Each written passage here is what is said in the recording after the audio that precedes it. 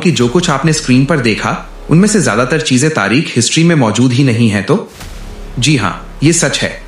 जिस अर्तुगरल को हम स्क्रीन का हीरो मानते हैं, तारीख के पन्नों में वो सिर्फ एक साया है, एक ऐसा किरदार जिसके बारे में इतिहास की किताबें खामोश हैं। सवाल यह है कि आखिर अर्तुगरल के बारे में इतिहास इतना चुप क्यों है?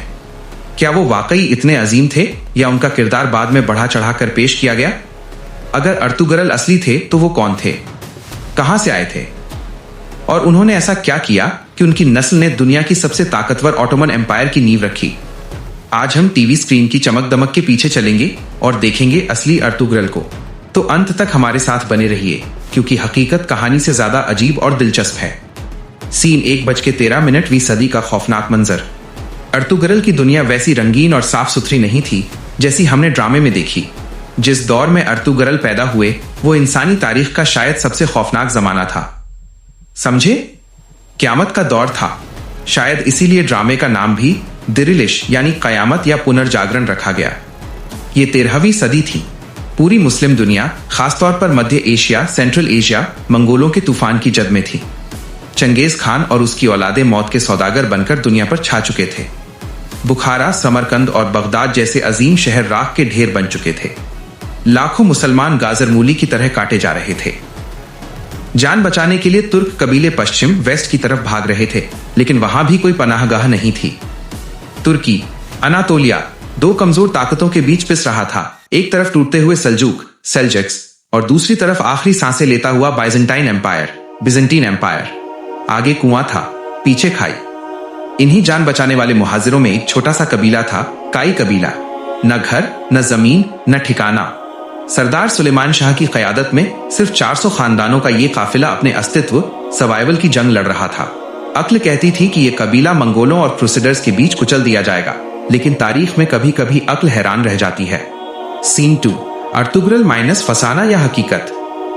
इसी मायूसी के दौर में सुलेमान शाह के बेटे अर्तुगरल ने एक ऐसा बीज बोया जिसने नामुमकिन को मुमकिन कर दिया। लेकिन कौन सा अर्तुगरल? वो जिसे हमने ड्रामे में देखा? अब जरा दिल थाम कर बैठिए। ड्रामे में हलीमा सुल्तान का इश्क, इब्ने अरबी की रहनुमाई, नोयान से जंगें और टेम्पलर्स की साजिशें, ये सब देखने में शानदार था, लेकिन इतिहास की किताबें इस पर खामोश हैं। 13वीं सदी का कोई भी लिखित रिकॉर्ड अर्तुगरल के बारे में मौजूद नहीं है। न कोई डायरी, न कोई शाही फरमान, यहां तक कि इतिहासकारों में उनकी बीवी के असली नाम और इब्ने अरबी से मुलाकात को लेकर भी इख्तिलाफ है। तो क्या अर्तुगरल सिर्फ एक मिथ है, किंग आर्थर की तरह? जी नहीं, अर्तुगरल बिल्कुल रियल है और इसका सबूत इस्तांबुल के म्यूजियम में रखा एक छोटा सा सिक्का है। यह सिक्का अर्तुगरल के बेटे उस्मान के दौर का है, जिस पर लिखा है उस्मान बिन अर्तुगरल। ये वो एकमात्र पक्का सबूत है जो बताता है कि अर्तुगरल नाम का एक सरदार था, जो उस उस्मान का बाप था जिसने सल्तनत उस्मानिया बनाई। बाकी ड्रामे की कहानी राइटर की क्रिएटिव लिबर्टी थी। चूंकि इतिहास के पन्ने खाली थे, इसलिए राइटर ने उस खाली कैनवास को सनसनी, साजिशों और जज्बात से भर दिया। सीन 3, असली मिशन और रणनीति। लेकिन एक बात क्लियर है, अर्तुगरल कोई सुल्तान नहीं थे, न ही किसी बड़ी फौज के सिपहसालार। वो सिर्फ एक छोटे कबीले के सरदार थे। तो उन्होंने ऐसा क्या किया कि इतिहास बन गया? उनका कारनामा तलवार चलाना नहीं, बल्कि फैसला साजी, डिसीजन मेकिंग था। जब सब दक्षिण की तरफ भाग रहे थे, अर्तुगरल ने अपने कबीले का रुख उत्तर पश्चिम की तरफ, यानी सीधे बाइजेंटाइन एम्पायर की सरहद पर आग के मुहाने की तरफ मोड़ दिया। ये खुदकुशी नहीं, एक विजन था। वो जानते थे कि अगर वो मंगोलों से दूर नहीं गए तो निगल लिए जाएंगे। रास्ते में उन्होंने एक हारी हुई फौज का साथ दिया जो सल्जूक थे। इस मदद के बदले सुल्तान अलाउद्दीन ने उन्हें सोगुत नाम का एक छोटा सा गांव दिया। ये कोई इनाम नहीं, बल्कि एक मुसीबत थी। यह इलाका बिल्कुल बॉर्डर पर यानी डेथ जोन में था।